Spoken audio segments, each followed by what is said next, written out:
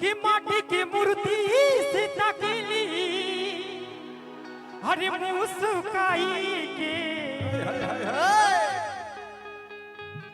आ जाइए चांदनी जी, आ जाइए, आइए आइए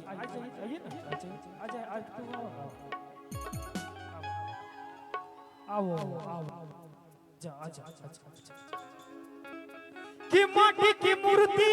से तकली हम सुखाई के 1 2 1 2 3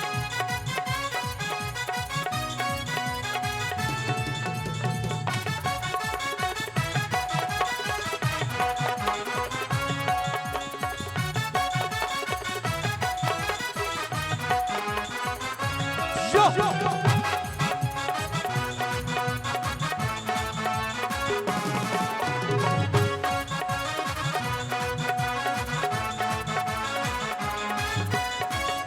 कि माटी की मूर्ति से तकली मुस्काई के माटी की मूर्ति से तकली मुस्काई के कि माटी की मूर्ति से तकली मुस्काई के प्रेम से बोलिए सच दरबार की दुर्गी महारानी की तगज भी रूप सुहावन लागे दुर्गा रूप सुहावन लागे दुर्गा माई के रूप सुहावन लागे दुर्गा माई के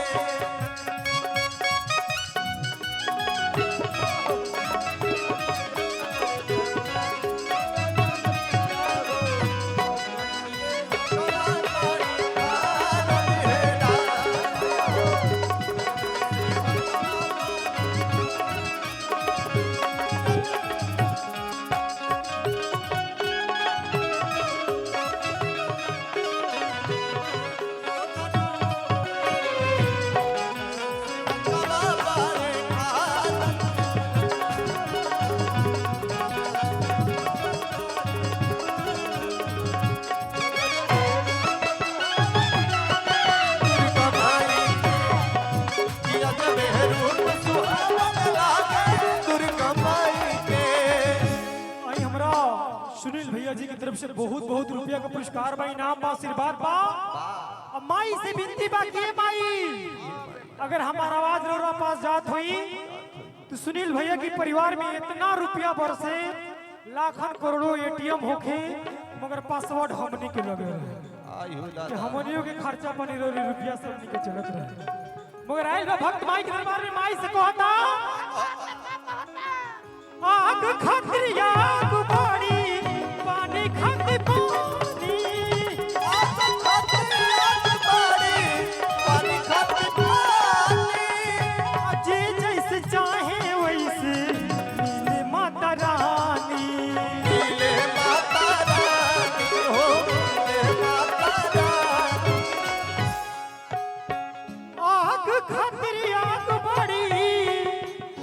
अरे पानी खाती पानी अजय जैसे चाहे वैसे मिले माता रानी हो मिले माता रानी हो मिले माता रानी हो मिले माता रानी कि सुनिलवा सब कुछ पौलस अरे देवी भजनिया गाई के कि सुनिलवा सब कुछ पौलस अरे देवी भजनिया गाई के